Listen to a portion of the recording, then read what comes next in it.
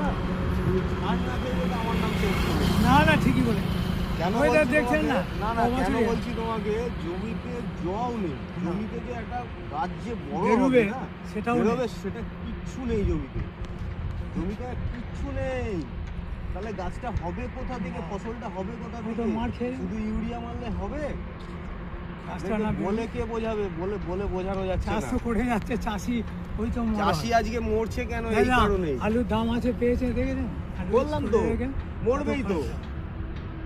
আমি ওই ওই চাষিটাকে বললাম, ওই যে হলুদ জামা পরে চাষিটা, ওই চাষিটাকে বললাম যে তুমি যে আলুটা লাগাচ্ছ, জমিটাতে কিছু আছে?